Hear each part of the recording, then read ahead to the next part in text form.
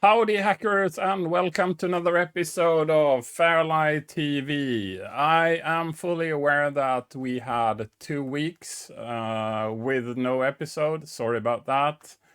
This consistency of producing material, so we have a new episode every Friday, is quite daunting. But so I just didn't manage to pull something together that we could have something to publish. Well, sorry about that. I will try to do better, but please expect that there will be a similar big gap during the summer because I will have a summer break and I will not bring the equipment to where I am during the summer. So if I do something, it will be with very crappy equipment and yeah, possibly not even usable. Let's see. Let's see. I'm today wearing this one. Generation 64. It's an homage to Jimmy Wilhelmsson, the author of the legendary Generation 64 book.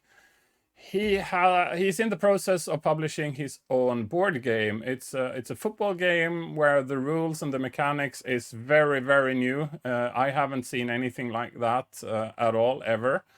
And I'm not really sure where they are in the process, but they are actually. He was interviewed recently in Dagens Industri, which is sort of the leading business magazine in Sweden. So best of luck to Jimmy, and if you're at all interested in supporting and interested in football and interested in supporting him, please have a look. I will try to have a link in the description down below.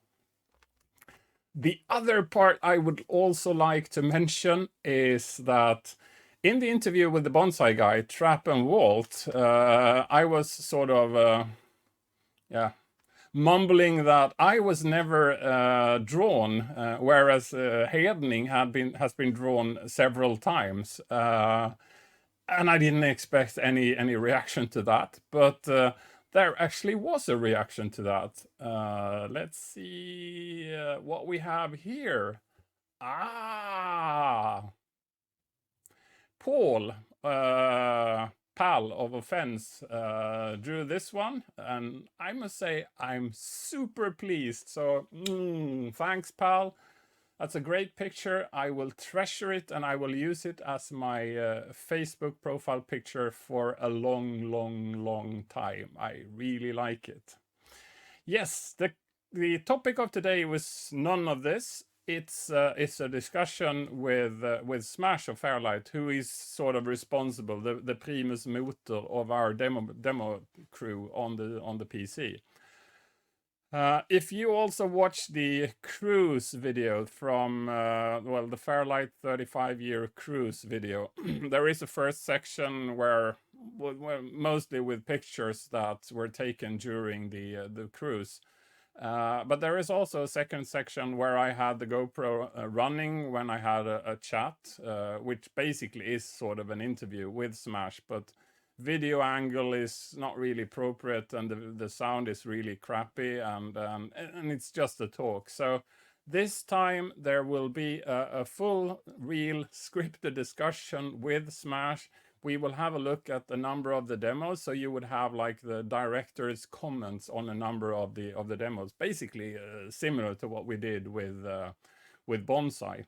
So I shouldn't talk because what you want to hear now is rather have Smash talking than me. So over to Smash.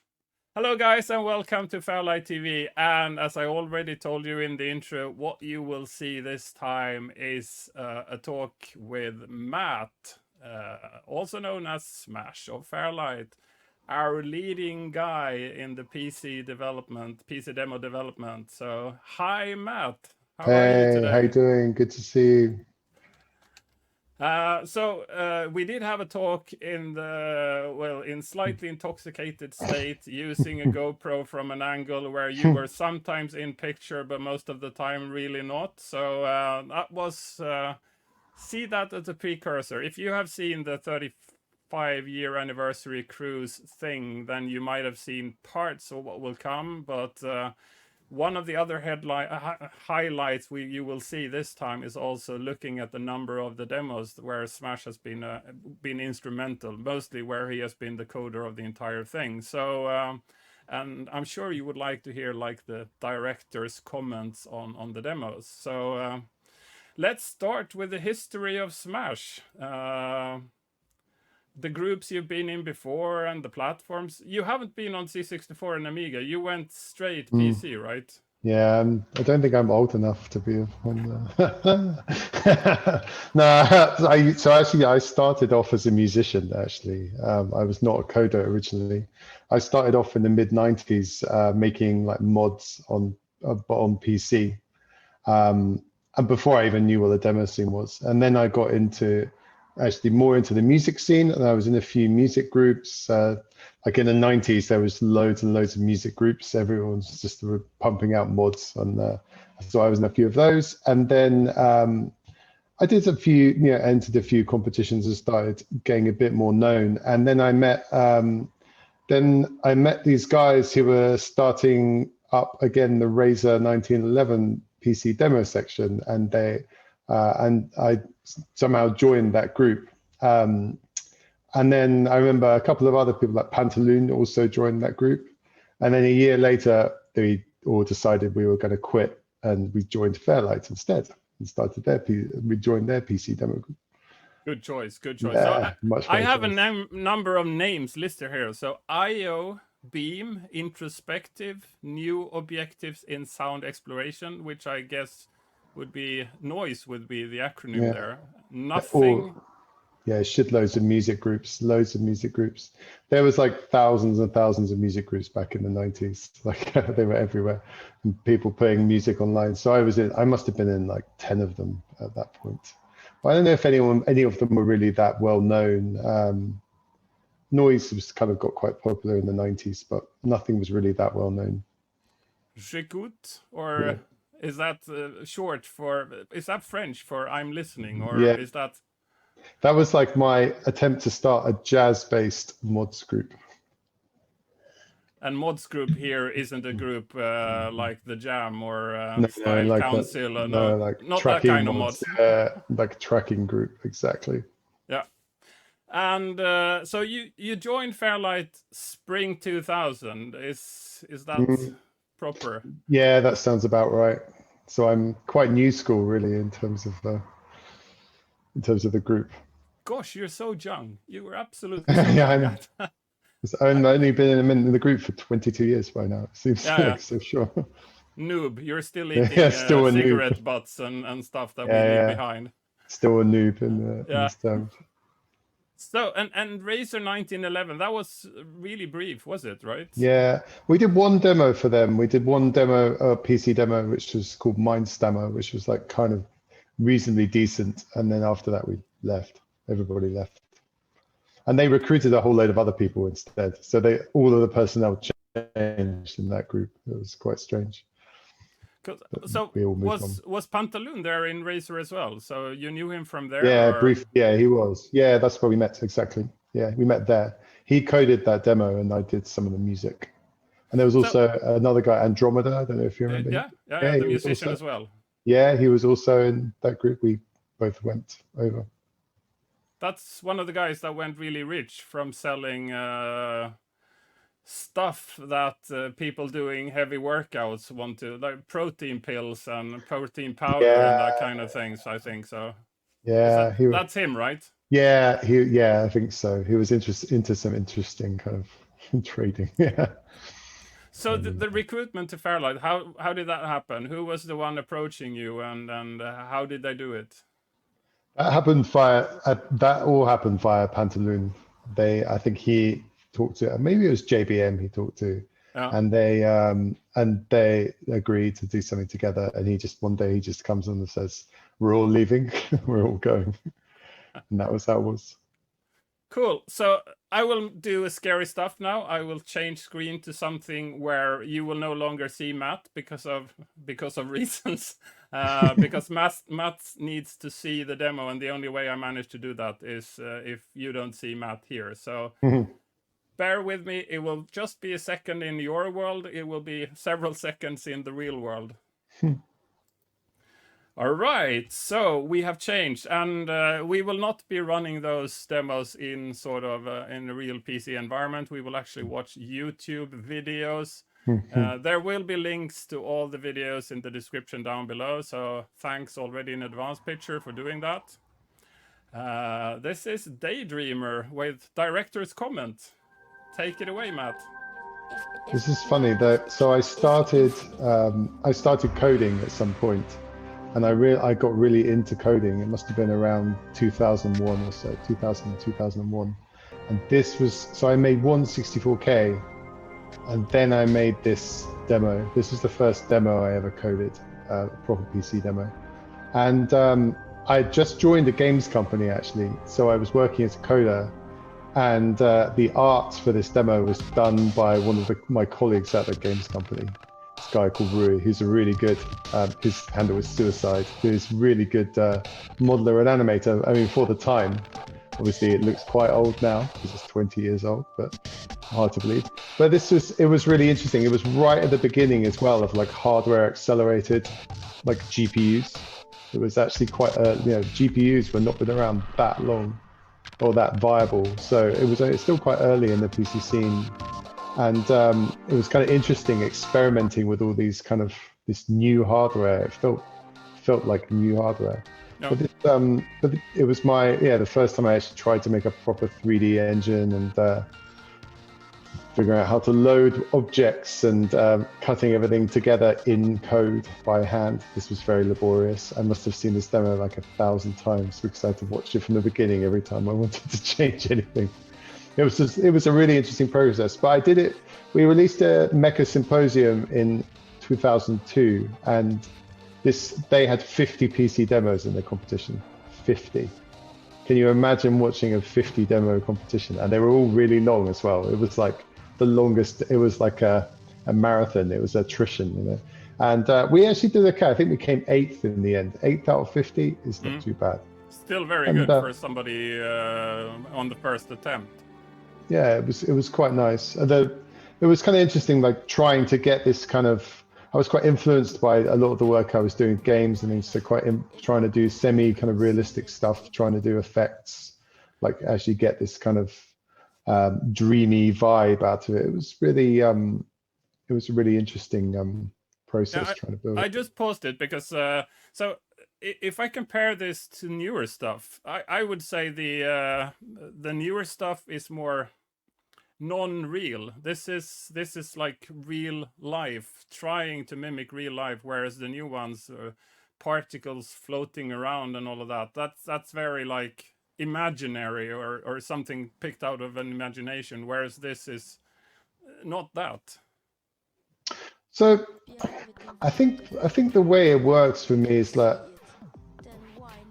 realism is a really useful tool.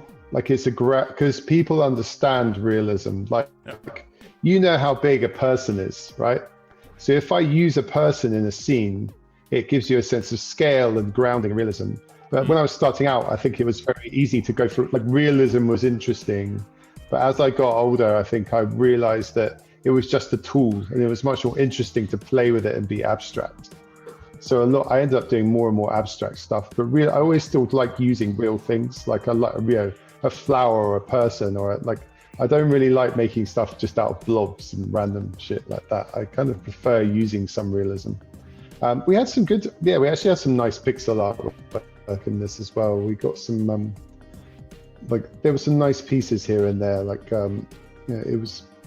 It felt like a piece. Like it was a demo of many parts. Like back then, you could make a demo with just random parts and it was okay. I feel like these days there's much more of an expectation that everything has to be linked and joined and seamless and all feel like just one thing. A lot of demos just feel like one scene, but back then, random crap was okay. It was great. And this, I mean, both this one and the picture of the flower before, that looks like hand-drawn stuff imported. It doesn't look like something that's drawn directly on the computer. It was done by an artist, ALN, who's like doing a lot of He has a pixeling style that is quite hand drawn. So he was using Photoshop, but it has quite a hand drawn vibe to it.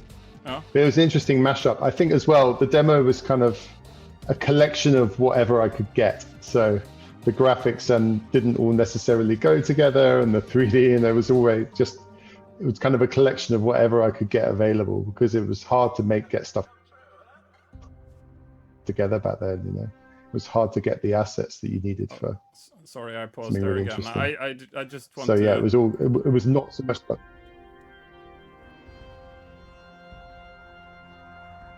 Greeting screen. It was not so much all about choice. It was it was more about what you could get your hands on sometimes when you're making a demo thing. And here everything is sort of coded from scratch. You didn't really have any 3D engine or anything to do anything like that to kind of leverage on. No, I had nothing. And you know what? You really do learn from that experience that it's not something you want to do over and over again, because it's so, like, I had nothing. I built everything. I had to build a lot of the stuff for the demo, but also I had no tools at all. It was everything is hard coded. Oh.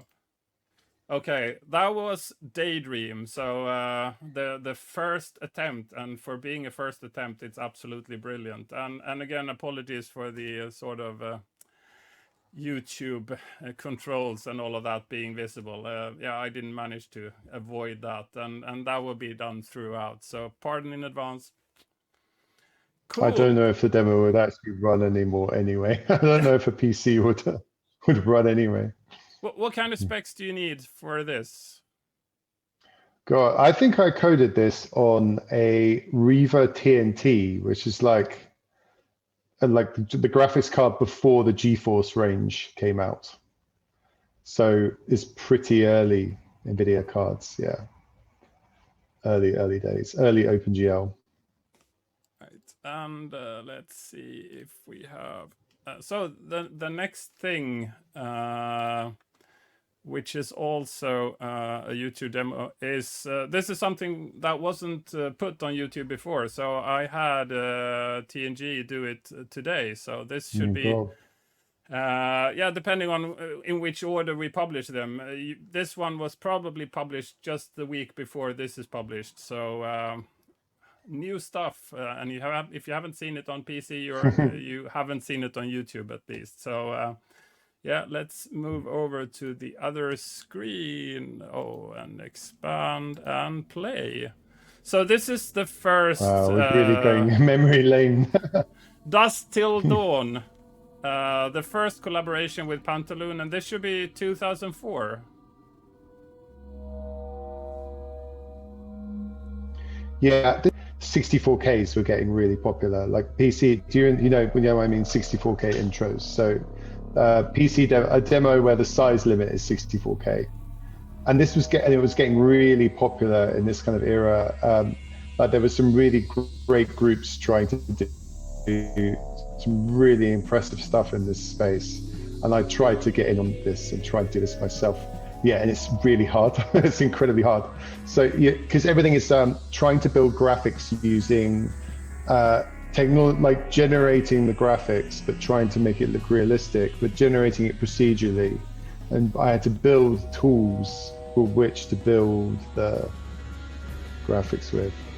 It was it took so long. It took so much effort, and the result was like not particularly impressive, but it was so much effort, and it was a really good learning experience. Again, I think it's something you go through to learn. It's 64K. I wouldn't do the I mean the text screen in 64K. Well, things got better over the years. Like this was a starting point. I mean, I think we come on to some other stuff later that's more impressive, but this is very much like it was a real learning experience, and it was really valuable. Like this, I learned a lot from doing this production, because there's so much. To do a 64K, you have to know a bit about everything, like graphics and audio. You have to make my own synth. I had to make my own audio routines as well as graphics. Like everything had to be done. So you learn a lot. So that was fascinating, but yeah, it was hard work. But it was a fun experience as well. Crazy. It's so funny. I haven't watched this in like nearly 20 years. It's still mind-boggling. Are there any tricks that you can sort of indicate here how to do things? Most of the stuff is done by generators. So like you using things to generate noise or to generate simple shapes or to generate, and then you animating them. So like a lot of the textures are done, for example, in order to make something that looks like concrete, you use layers of noise and blurs and stretching them, and it looks kind of like a concrete. Or for these kind of shapes, you generate, build some things, and then you distort them, warp them. So you have low-res meshes that you subdivide and add more detail programmatically. So the data is very, very small, but but you make it, you amplify it. So there's like a massive pre-calc. The pre-calc is like really long because you have to generate everything up front, and it's interesting. And the audio as well is all generated with a synth. There's kind of all of these techniques as well. Yeah, interesting. It's a lot of learning, like a lot of different things put together. They're all simple things individually, but when you combine them, you can make stuff that feels complicated. Something is running in the background. Am I running one of the other demos? Oh, yeah, sorry. It was the first one that... I hope that didn't kind of distort the appearance of that one. So, okay, so that was Dusk to Dawn. For me, this is still, I mean, I know the 64 but this sort of generating stuff that turns into so much graphics. I mean, just the text strings would be a K or two, and there is no way you could do that. And how are you doing that if you don't have a font? A font is bigger than that, isn't it? So you do have a font, because there's a lot of stuff. Some things like the fonts you can get from the OS. So there is a little bit of advantage you can get there. Like, no, most stuff you can't. Most stuff you can't, but the OS, there's a few things kicking around in the OS that you take full advantage of. Okay. So you've got to do that. You've got to use what is available to you. But what happens if that font isn't installed and not available via the OS? Then you're out of luck, because I don't think you can waste bytes on sort of recovering from potential non-standard behavior and all of that. So 64Ks are not that bad for this, but smaller stuff like 1K and 4K intros, they fly pretty close to the wind. They basically, it's going to run on the compo machine. And maybe not much else, and that's how it is. And there's a lot of it used to be a lot worse as well. These days it's kind of okay, but in the old days, like in the early 2000s, people were relying on a OS version. Mm. But again, the artificial limits of demos. We did have a bit of a talk on that, but let's have that discussion again, both being sober. Well, at least for me, I couldn't tell for you, of course, but no. But the when the PC became mature enough, so you basically could play like a video, then you could pre-record everything, not even pre-calc. You could pre-record it and just play it, and like Global Trash 2 from Kyrballe and all of that. But then people starting implying those artificial limits to ensure that coders were kept on their toes and they couldn't do any of the, like, just play out video files. Any views on that? I mean, people never really did play out, because video files, you can tell it's a video, like it's not clean. No, a video, like demos are played at full HD, completely clean. You can tell it's a video. So there's no one's really doing that anyway. But even with the pre-calc, like, so the other thing, the misconception is like thinking that you can do that. The amount of data it takes to pre-calc PC level stuff, it's like you need like 10 gig of space or something. Yeah. And even a big PC demo is a couple of 100 megs. Like, it's just not viable. Like, it's absolutely enormous amounts of data. But you know what? I think it's an interesting trend, because the limits, I think it's because PC stuff has never been easy. It's easy to do something easy. It is really easy to do something simple. nowadays. You can get a library and you can do it very quickly, make something. But to do something really good is harder than ever. Like you're competing with the entire world of video games and everyone in graphics. Is very difficult. But people are less able to understand what is clever and what isn't. But when you say it's 1K or it's 4K or it's 64K, people have a mental conception about what that is. Like they know a Word document is this big or a JPEG is this big. It's very easy. So it's easy for people to understand and therefore to be impressed. And as we all know, like demos going back to the C64, it's like magic tricks, right? It's like a card trick. Like if you knew how it was done, you'd be less impressed. You'd still be impressed that they were quick with their hands, but when you don't know how it's done, then it looks like magic. Yeah. Demos are just like that. It's magic tricks. And the 1K, the 4K, it feels like it feels impossible, yet you're seeing it. So people love that magic trick. So that's why it got so popular. I think it's also because there's less artists these days around in the scene, and the size coded stuff naturally leans itself to a coder working alone. So there's a practicality to it as well. Like there's so many less artists than there used to be, unfortunately, in the demo scene. Artists like graphics artists, yeah, or, like or 3D and 3D 2D artists. Okay. Yeah, 3D and 2D artists. There's far less than in the late, go back to the 90s, and there was an awful lot of good artists available in the scene working on productions, and that really dropped off over the next 10, 15 years. So it changed the scene style. Why is that? I mean, that would be a valid way to enter one of the groups and be part of a community. And if you can attract like musicians, then why is Graphians different? Are they sucked up by the gaming industry and the professional side, and they're bored to do it also on their spare time? I would guess it's because there's other valid outputs for them. Like they can put stuff on DeviantArt, they can put stuff on Instagram. Like there's many other ways to achieve that kind of releasing of your output. Whereas for coders, obviously even now coders now put stuff on Instagram. They put videos of their stuff on Instagram. So the world has changed a bit, but I think it's just there was too many other options, and making a demo is not, it's quite hard for an artist working on a demo. You have to work with some crappy graphics player code. It's sometimes not the best environment. Whereas for musicians, I think it's a different thing. Like you make a good track as an MP3, it's going to sound like that in the demo. It's going to sound like that in any form. The replay is a standard. It's quite reliable, and you have many other ways of. It doesn't really affect you to put it out in the demo, if you see what I mean. But I think for an artist, it's a much bigger commitment.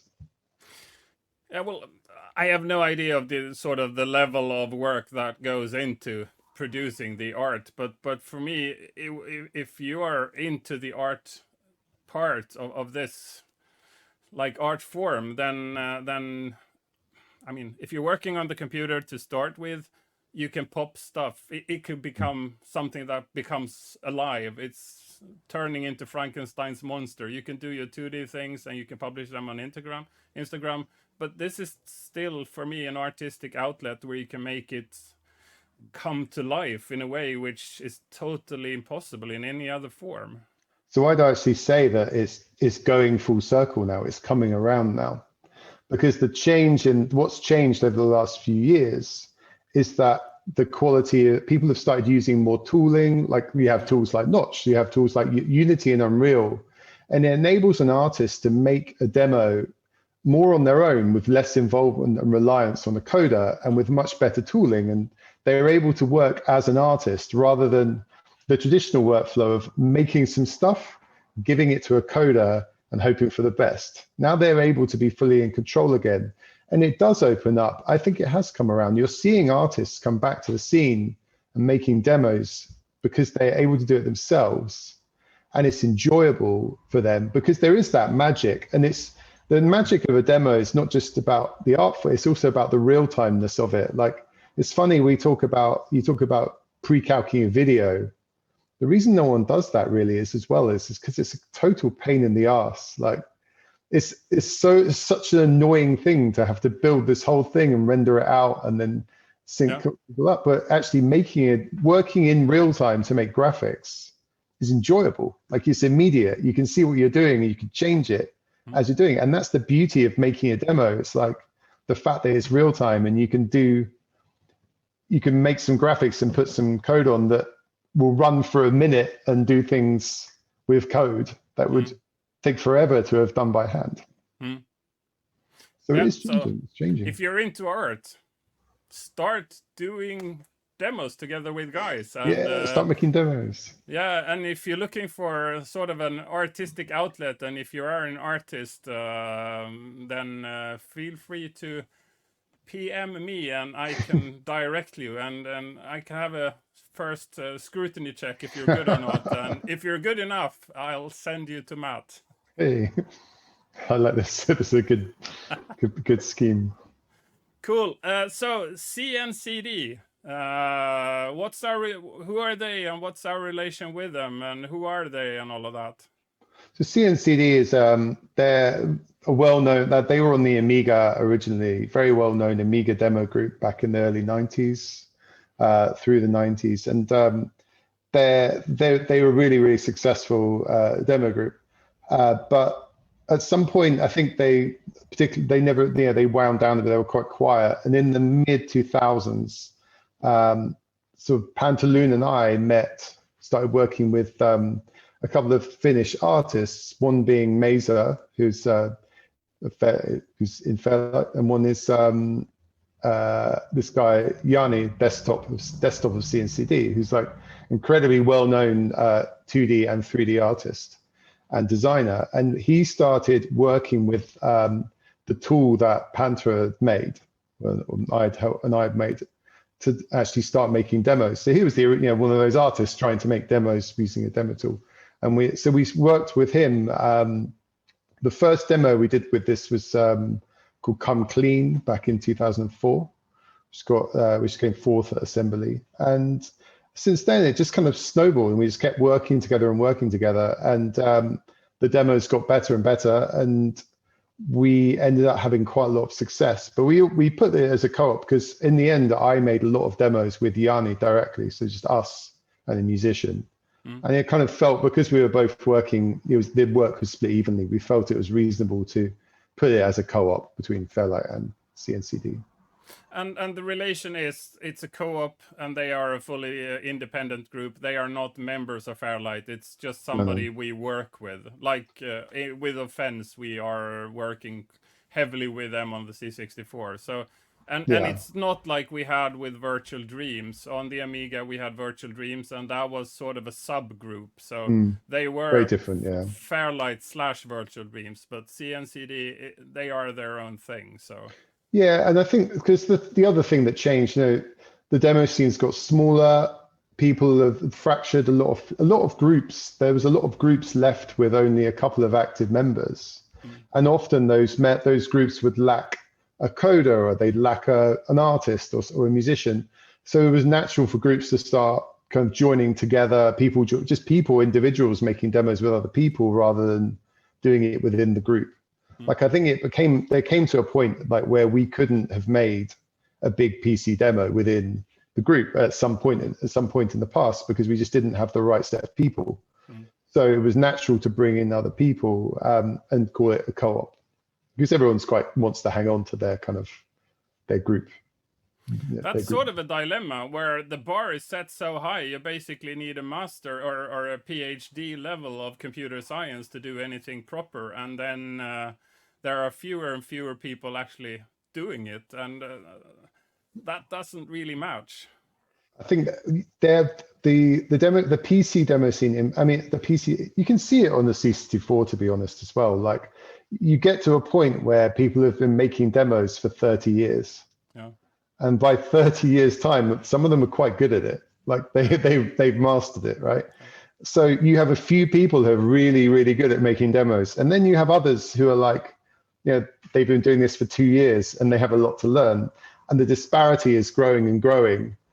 So some are hitting such a high bar that it makes it hard to compete. And you see the C64 scene by now is ridiculous. Like the quality level, how would you learn that if you started now?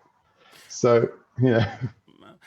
I do think that, I mean, if you're starting now, there a number of things are actually easier. So you can kind of skip a number of steps of the evolvement. You don't need to do the first basic stuff because it's easier to access the more complex stuff. And you have coding examples. You can actually kind of sneak peek a commented source code in certain places and all of that. So yeah, it's not like 28 years of difference, but it's still like, if it's more than 10, it's still it's pretty steep between an entry level and the master ninja level, that, yeah, again, pantaloon level.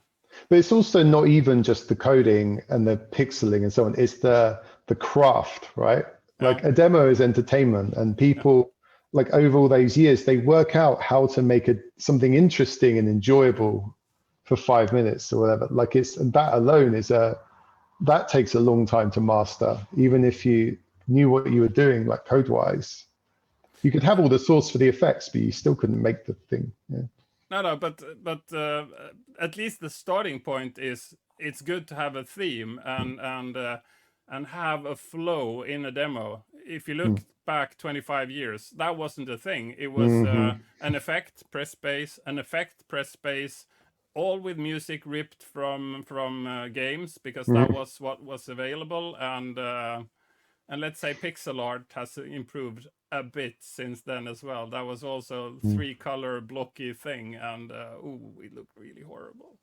What amazes me with the C64 is like how much like people are using modern PC tooling and techniques to build the stuff that goes into the demos, like the pre-calc stuff, the animation and the stuff. It's quite, you could never have made the demos that people make now. No, it's absolutely impossible. I mean, if you take a big scroller that's, I mean, really, really big, it's just an LDA STA. So you load 1 bit and you store it, or 1 byte and you store it in another place. It's totally loop unrolled. There is just a flat set of loading and storing, and that is generated. So you draw the picture of how you want it to look, basically the path the scroller takes, and then that generates code, and you just feed bits in the start, and everything else is done by the routine that generates the routine, basically. Yeah. Generated code. Generated code is still cool. I still like PC as well. Can you do self-modification on the PC? Would that even be possible? Well, you know what people do? It's less to do with like CPU code, but GPU code. You can generate GPU. I'm often generating GPU code and compiling and running it on the fly, because it's very useful. So is that like a just-in-time kind of thing? And you have to compile it, but you can compile it like on CPU just before you need it. It's still viable, yeah. So CNCD, this one I picked the other demos, but this one is one that was appointed by you. So let's move over to that, and and I will be very lazy now and just go directly to it. So what do we see now? So this is we started using particles to build stuff. So we kind of went for this very abstract idea of building everything out of particle simulations, and it gave quite a new kind of unique look at the time. It was also like there was a technicality of it, because you have everything is built from these like about 2 million points or something. They're all individually animated and driven and animated on the GPU. So it was actually at its time quite technically innovative that it was using the GPU in this way to do the animation. So all the stuff built in 3D, but and the rendering and all the kind of really trying to pay attention to rendering and the simulation aspect, and doing like fluid dynamics and all this kind of different technique, quite heavy sort of technical techniques, but to try and make something that is like quite abstract and quite artistic.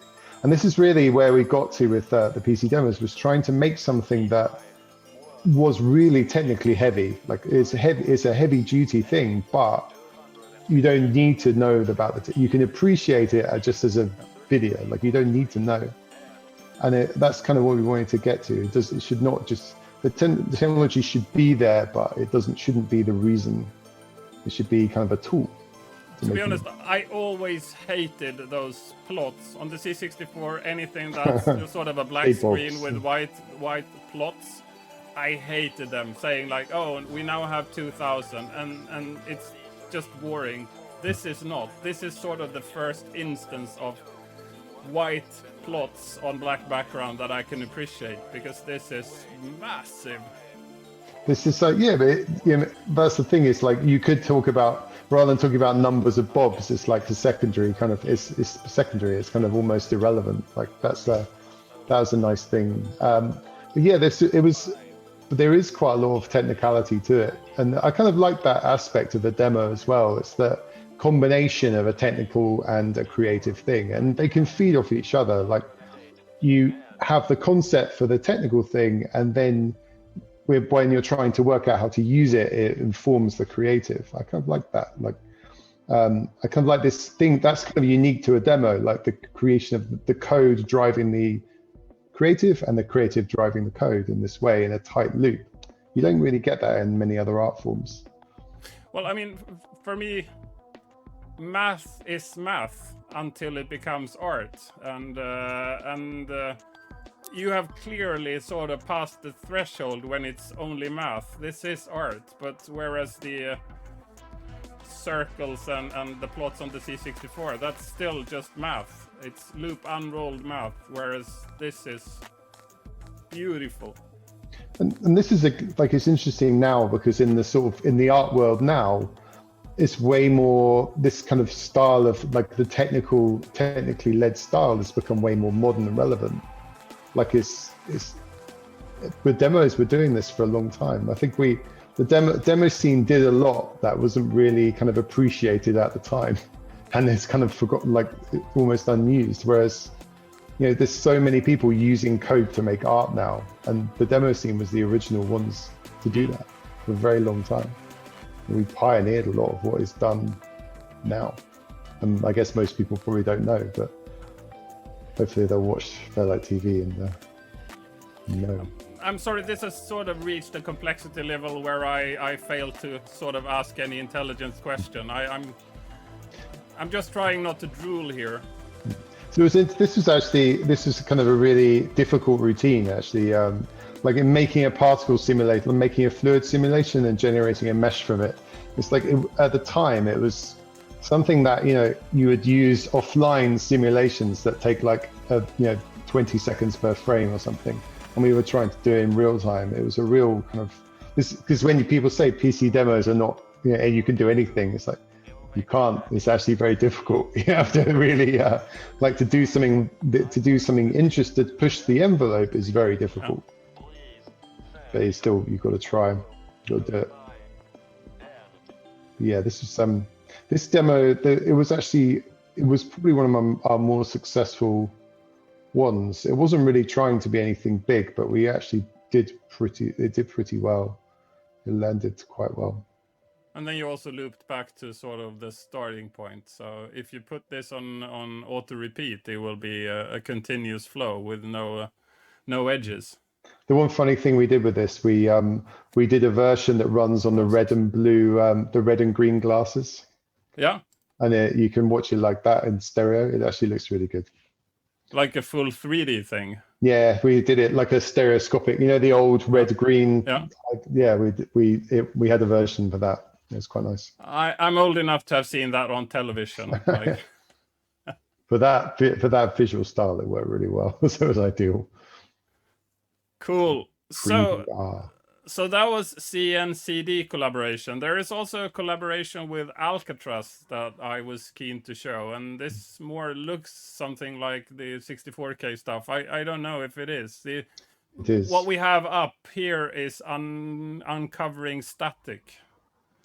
So the backstory to this was that the 64K thing really kicked off, and it was a really big part of the demo scene through the 2000s. and there was a big arms race between a number of groups, and we were one of them, and we were very successful in this space. Like, we won a number of the biggest competitions, and it got harder and harder to make something good, because the bar was going up and up. And there was this one competition in 2006 that was just the most insane competition, and after that everyone stopped because it just got too hard. Yeah. And then so after a while, no one really made any 64Ks for a while, and we sort of basically challenged a load of groups and said, we are going to make a new 64K, come and challenge us. And so we went to assembly, and everyone promised they were going to do something, and no one did. So we ended up, we're making the 64K, and there was nothing else, so we ended up in the demo competition instead against all the demos, and we didn't quite win. We came second, but against all the demos with a 64K, so we did okay. But it was a really, it was like the comeback. This is the last time I did a 64K. After that, it was too hard. Okay, so let's go for that one.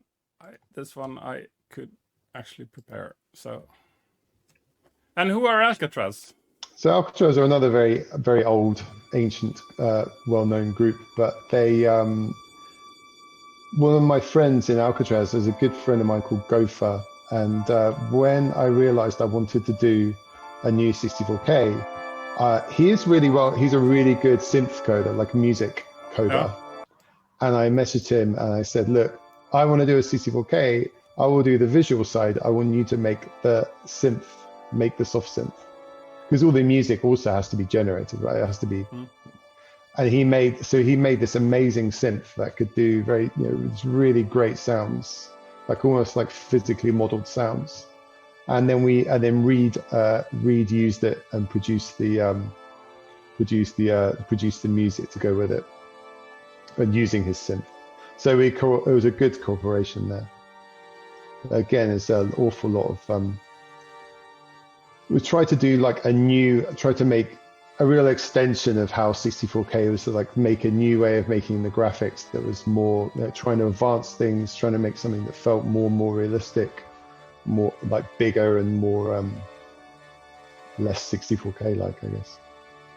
I think it was not even that big. I think it was about 50K in the end. It was not even the 64.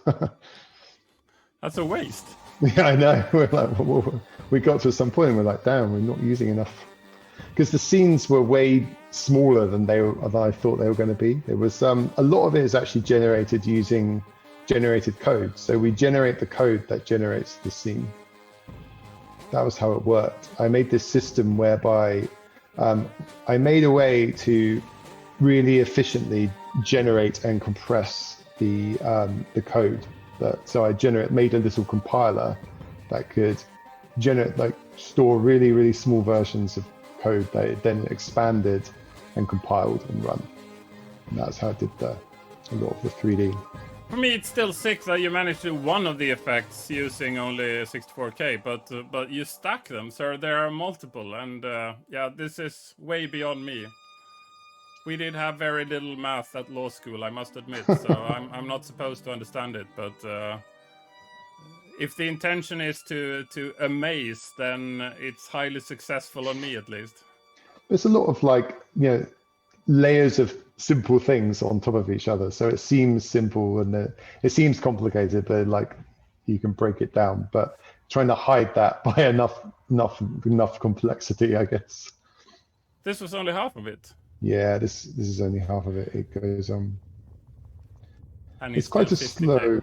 Yeah, it's quite a slow production. But by this time, we had a full tooling to make everything, so we could edit everything in the tool, like sync, and like we could build everything in a graphical tool. Basically, it was all very. And then we had the tool could generate the compressed, reduced versions of it.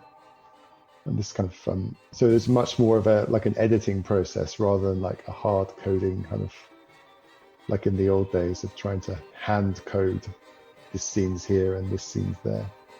I had a longer discussion with Tomteplos, one of the other Fairlight guys doing very small stuff, and he creates this sort of fractal world, and part of what he's doing is finding places inside that fractal world that looks nice. So he's more exploring his own creations and finding places and angles he would like to show.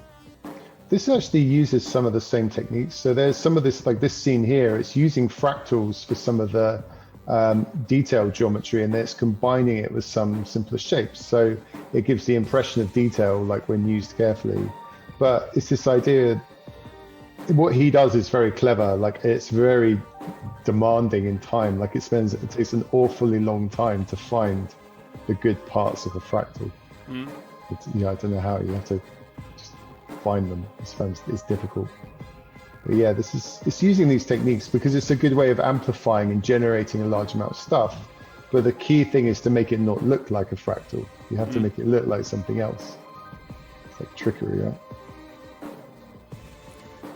I Sierpinski triangles. That's sort of the fractals I still understand. That's a bit beyond that. There's some, using, because I think it's knowing along a range of things that you can use a bit of a fractal and a bit of some simple geometry and a bit of some model geometry, like mix and matching stuff is the trick. That was it, right? So that was it. Pausing that and moving over to you. Cool. I'm closing that in the background. Yeah, sorry for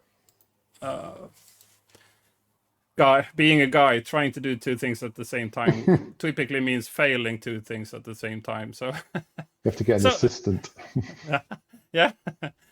I'm still blessed with Torsten doing post editing. So if we do anything really, if stuff crash, then Torsten can recover it. So fix it. I'm humbly grateful for Torsten's work. So the second part of this was the modus operandi of making a demo, and you have been sort of into it. And as per our previous discussion, you sort of indicated that you start from music. If you don't have the music that will reach the audience, code and visuals can never do it. That was my takeaway from the previous discussion. Please elaborate.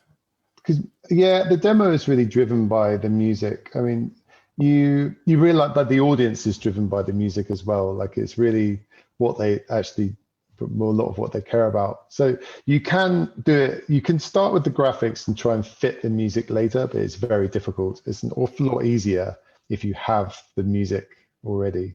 So we try and do it. But then often it's a combination of, normally the first thing I'm doing is working on some routines or getting some visual idea, like have some small sketches of what I want to do. Like I do this all year round, you do it all the time. And then when it comes to making a demo, you're kind of thinking, which one of those could become something bigger? And then you pick those, and then you go and find the music and work out, and that sets the tone. And then you build, you're building around that, trying to build around that. The music sets the pacing, the tone, the atmosphere. But you often have in mind what you want. So you're kind of going out and looking for the sound that gives you that kind of the right drive. And then you start building out. But I mean, for C64 demos, you typically pick a theme. We would like it to be inspired by Star Wars, or it should be the Genesis project X marks the spot. It's sort of portrayed in the pirate kind of environment, and there is a map where you follow the progression of the demo by the progression on the map and all of that. But I mean, if you look at the demos we've seen so far, it's not really that, right? I mean, it's normally high concept. It's normally like breaking stuff, or like it's that kind of level of thinking. It's like buildings that crumble, or like a very one line kind of thought, or like particles underwater. This kind of very loose thinking, and then because often you find the thing as you explore it, rather than like forcing it along. Like I don't think I've really worked on many productions where there's been a really big plan ahead of time. Normally the things evolve But I Yeah. think that's good. It's like the beauty of the medium is that it allows for a lot of experimentation. Mm. Let's say that rather than we just make it up as we go along, right? Let's go for let's go for experimentation being Let's encouraged. throw in shit and see what happens. Yeah, and it's sometimes it's you find something and like actually this could work, and then you actually end up leading with that. Like sometimes that's the way it goes. Like you hit upon something, you're like, that's quite cool. I'm gonna use that. Like sometimes it's more planning, but But again, your musical background, how does that play here? Is that the reason why you focus so much on the music being the right one, or is that just your conclusion as a coder that that is important? I think there is a realization you have. You think when you're a coder originally that what matters is the code and the technicality and the quality of your engine or the quality of your rendering. Like there's a realization at some point that demos, people want to be entertained and they want to watch something. They want to watch something that they enjoy, and you have to focus on your audience, on people watching, rather than you as the coder. And if you're focusing on the engine, then it's really about you. So you end up trying to, like, the music is a big part of the audience, is what they care about, and just the visual. Like people see the big things first, but by the time you've been thinking about making a demo and making a demo for like a few months, you are only seeing the little tiny things and that no one else is going to see. So your perspective, you're often flipped from what you should be looking at. Like it's really important to try and keep perspective and think about the editing and the pacing and the what happens and why, that kind of thing. Like it's really like demos have evolved from, like, as you said, like effects where you press space to actually like a 4-minute thing that people watch more like a short film or like a music video or something. And so you end up much more thinking about things like pacing or what's my motivation in this scene or something like that, like stupid kind of questions that no one would have thought about before, but they're kind of important for making something watchable. So yeah, I mean, every effect should be visible long enough for you to digest it, but not to bore you. And there is, I guess, there is a balance here that you need to find. And I guess one of the difficulties, and again, this is probably looking at me. If I did something that I found to be really good, I would probably want to show it for too long, so I would bore people. And you have to be like validly self-critic to not over appreciate the stuff you contribute yourself rather than the part that would be contributed by somebody else. so there's interesting, there's a group called TBL, like Yeah, you the might know Black them. Lotus. Yeah, Yeah. they're very, very good at making Amiga demos. They made some very, very famous demos, and the way they actually make demos in a much more organized way than we did. They had like a Microsoft project plan for making their demos, and they sketched out. And their art director Louis, who does stuff with us on 64, Yeah. like ruled them with an iron fist and told them what they were going to do and everything. And like it was, I remember talking to them, and they're talking to him about this, and he said like, to design a good demo, you need like 3 big moments. So you need like a high point somewhere towards the middle, somewhere towards the beginning, and some point towards the end. Those are the points where everyone is going to remember and go, wow. Like, but then you need a very slow beginning that brings you in. And it needs to be slow because it has to set the pace, and then it builds up to that high point. But after the high point, you need to drop down and allow people to breathe and write. Because if it's just all high points, then the effectiveness is that they're all low points. Like there's no pacing and variety. So you have to do all this stuff so that the moment that you choose, when you've got your great routine that you want to show off, you have to find a way to give it impact. And that's not about putting it on screen a long time. It's about saying, I've built you up to this point that what I put on the screen now, you're going to be impressed by. Like, I've set it up so you're waiting for it. And then when I put it on the screen, whatever it is, if it's good, then you'll think it's the best thing ever. That's the trick. So this also summarizes living in Sweden. We have autumns, they are shite, but it makes us appreciate summers much more than everybody else. So exactly. Okay, and then we need to move into the demo engine, and you have elaborated on coding everything from scratch, basically the first time around, and then moving into demo engine. And we should also drop the term notch here, which is not the coder of Minecraft in this context, is the Fairlight demo engine and also a company. So yeah, take it away. In mid 2000s, we started. Pantaloon and I both we're working on like tools because we got sick of hard coding everything, and the tools were getting good. And like I started working very heavily on the demo tool, because I never wanted to hand code a scene transition or a color change in my life ever again. So we started building these tools that was like a graphical interface for making demos. So you could you coded the effects and you could load in the graphics as 3D models or as pictures and stuff. And then you had a timeline where you placed the stuff. So you could place like a bar for an effect, like, you know, shape orbs here and then glow here. And you could also place the 3D models, and you could direct the cameras and the transitions. You could do it all a bit like After Effects or Premiere, like you could do all this stuff, but it was still all playing in real time. And we were using this for demos, and at some point you're thinking, this is actually quite good. This is quite nice. Like, this is cool. Because especially when you're working with people who work with video, and you're realizing like what a horrible experience it is to work with these huge, like you have to render everything and it takes hours, and then you see what it looks like, and then you want to change it, and then you have these huge files everywhere, and it was just this really laborious thing. And we were like, this is quite nice working in real time, really, because you can just change it and everything's instant, and you're always seeing what you're getting. Like, you're always seeing the end, seeing the demo. And over time, we started thinking, you know what, maybe there's like a business, maybe there's a market for this. Maybe people actually might want this.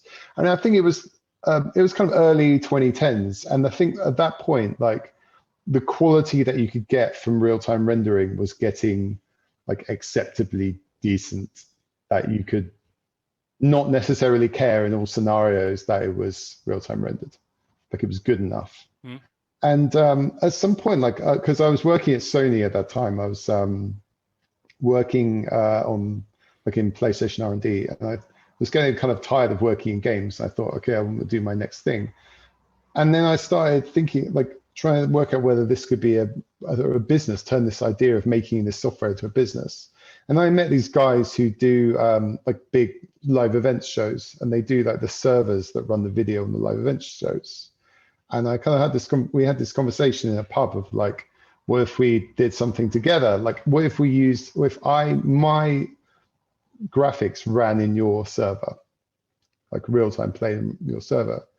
And we agreed to give it a go. And the first thing we did together was Eurovision 2014, like the live TV show.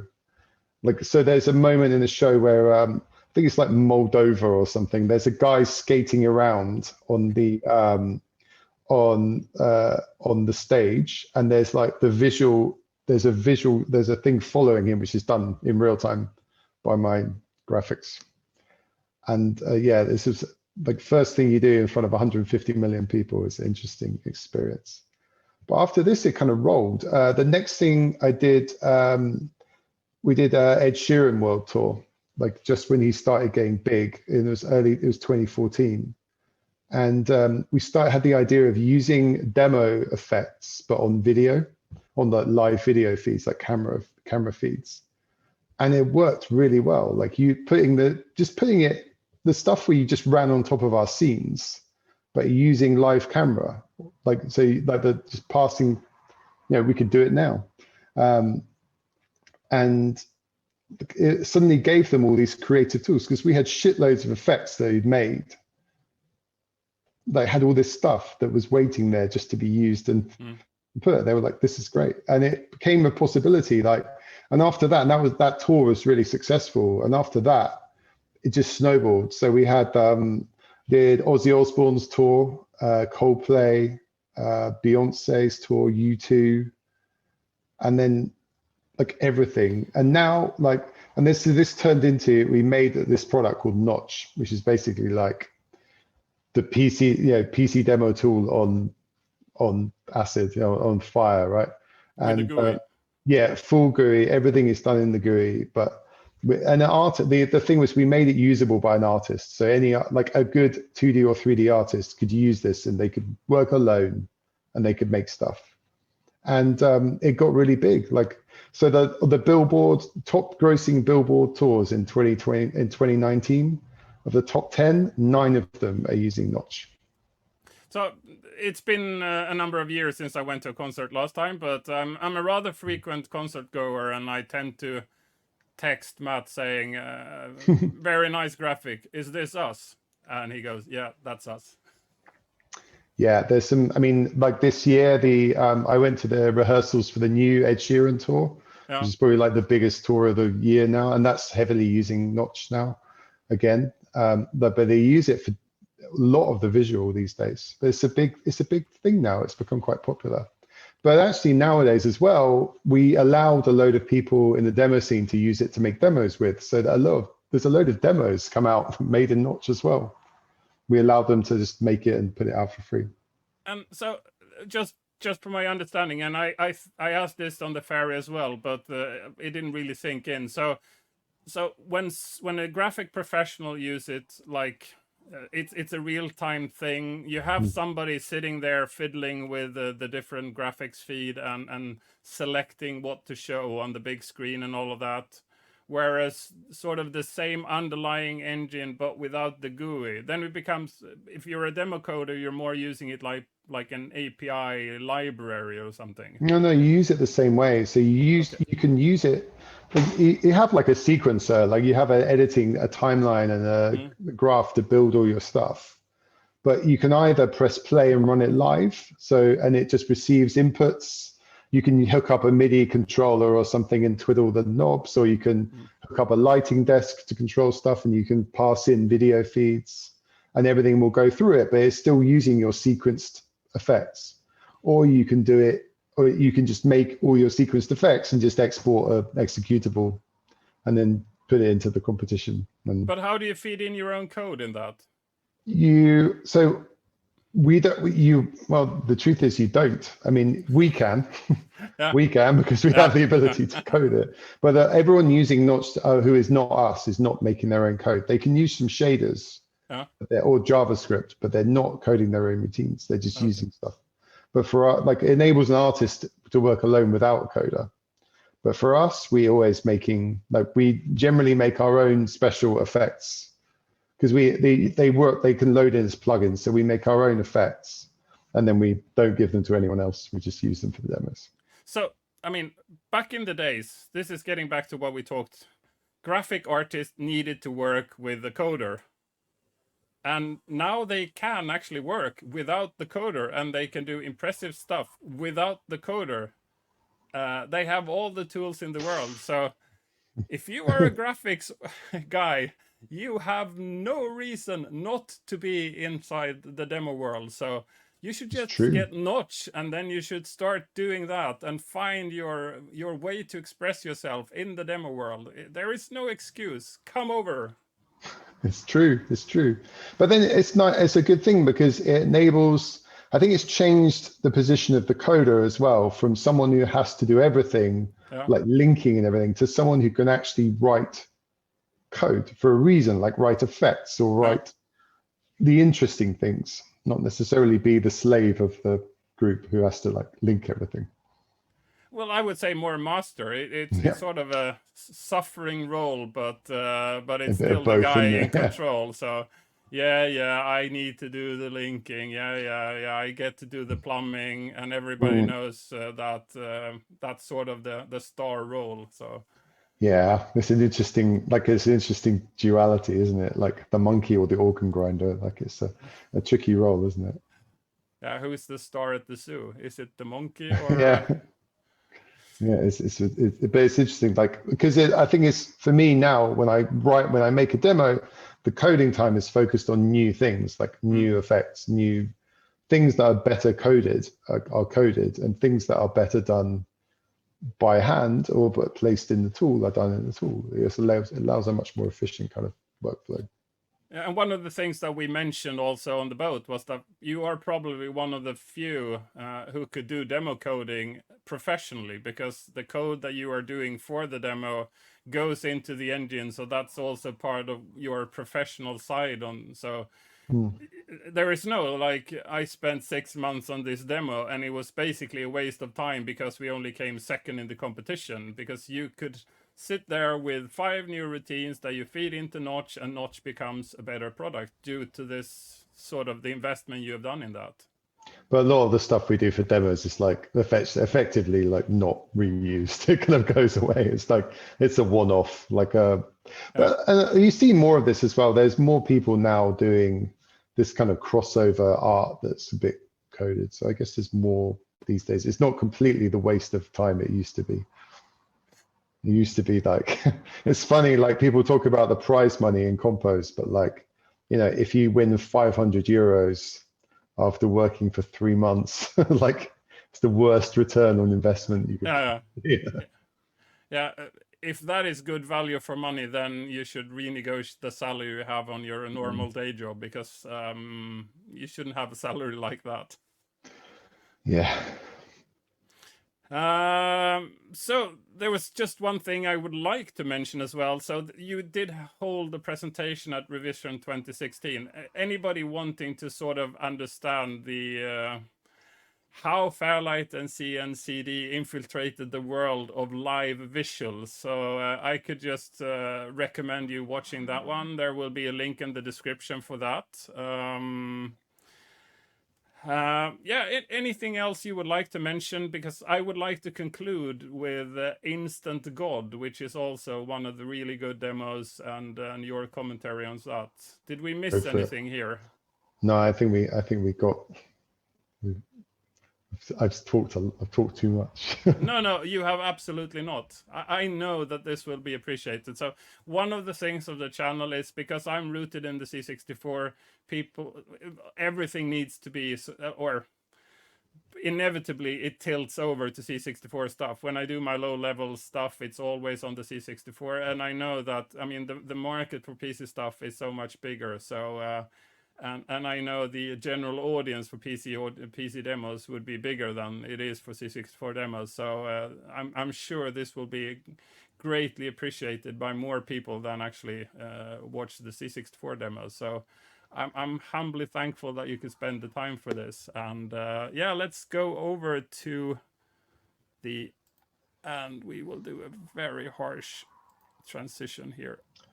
So the story of this demo was that it was just before Revision 2016 or 17, I can't remember now.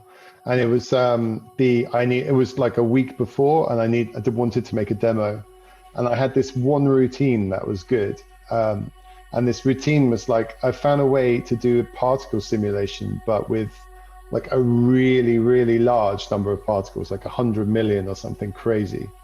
And I thought all I could really do, I could try and make a demo using this effect.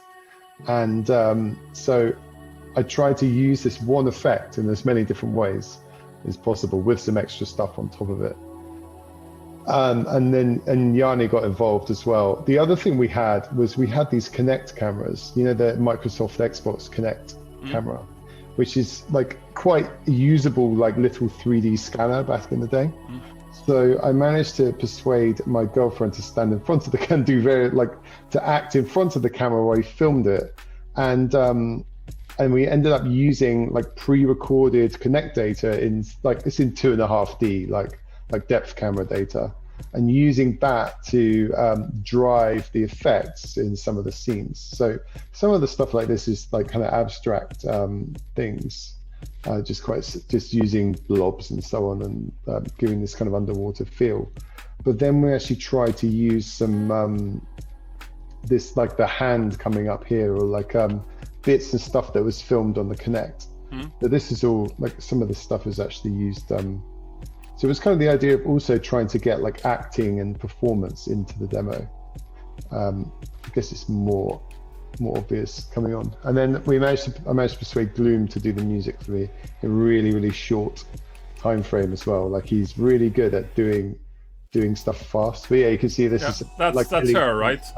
yeah, coming like bringing her face close to the camera, and but using that as a source, like trying to swim. So we filmed this in the living room with her like lying on two chairs with the camera like trying to do stuff like that, and filming it with the Kinect, and then putting it in as 3D through the routine, and then like emitting loads of particles from it. So you get this kind of weird vibe, like, and there she's like trying to shout and be angry and stuff.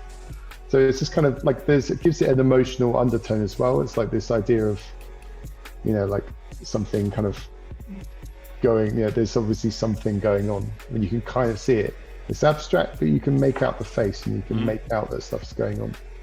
It's not only abstract. I mean, you can clearly see that there is a human, and then it sort of fades. It's there for a brief period of time, and then it fades into something else, and then she reappears. And I want to give this idea of this kind of like almost like like thoughts or memories but underwater, like the way they kind of drift away and they're like half there and they're like partially there. And the music, the music he did, like it's all synced in at the end. It's worked really, that this vocal is quite powerful in the end when it came across. But it was still a bit of a one effect wonder. It was like shit, we've got to make a demo in a week. Kind of we're going to the party, don't want to go empty-handed kind of demo, but it kind of was nice in the end. It's still the coolest one-trick pony I've seen. Definitely one-trick pony, but yeah, but I really like the idea. We explored it in a couple of demos of using filmed performance, and it's that whole thing going back to the Daydreamer, like using these bits of reality, like real people, real characters, and trying to combine them with the demo. Like, so it's the demo. If a demo is just blobs and cubes, it's a bit like hard and pointless, right? It doesn't have any feeling to it. But if you use these real elements, you can bring in some feeling and some more to it that makes it more something more, Yeah, well, for me, it's like a human made out of sand, and then the water that would have effect on the human made out of sand. So the particles of sand, they suddenly join up to be the human, but only briefly, and then it dissolves again. It's absolutely beautiful. Yeah, there was the routine itself was a nice idea. It's like good routine. Use it for them. Yeah. Well, it's a bit more than that, right? Because you using it cleverly, the core could be the same, and it doesn't feel like it's sort of one trick pony. It's a lot more than that. Cool, Matt. We have now spent like 1 hour and 15 minutes, and I hope everybody enjoyed the insights that Matt has been able to provide here. Thank you so much for taking the time for sharing your knowledge, and I'm really flattered to be one of the guys that is in the same group as you, and having somebody doing the casual name dropping of Ed Sheeran like that, like, yeah, I worked a bit with him. Yeah. I mean, like that, I love being in this group. I've been in it for a big part of my life, and I hope to continue to be, and maybe actually start making demos again at some point, because it's been a couple of years. But yes, thank you very much for having me, and for doing this. Yeah, cool. And do give a call to Pantaloon and see if you can drag him out of his semi-retirement. We really need him. So He's too comfortable. Yeah, we've got to do it. Yeah, let's do that. All the best, and see you next time in 4.5 years on the 40-year anniversary cruise, I would imagine. Absolutely. Yes. Hey. All the best. Thank you. That was everything for this week. I hope you've enjoyed Matt exploring the world of PC demos. And I've said it a number of times. If you are a graphics artist interested in expressing yourself in new ways, the demo scene just might be something for you. And Notch is actually available for you to play with. So why don't you start there? And if you have managed to do something which you find to be interesting, then let us know. We might want to recruit you. the same would be said about C64 coders. We're in a desperate shortage of C64 coders because we don't have any similar tools. There is no notch for the C64 where you can just have a skilled graphician doing wonders on his own, or her own for that matter. So yeah, we need coders on the C64.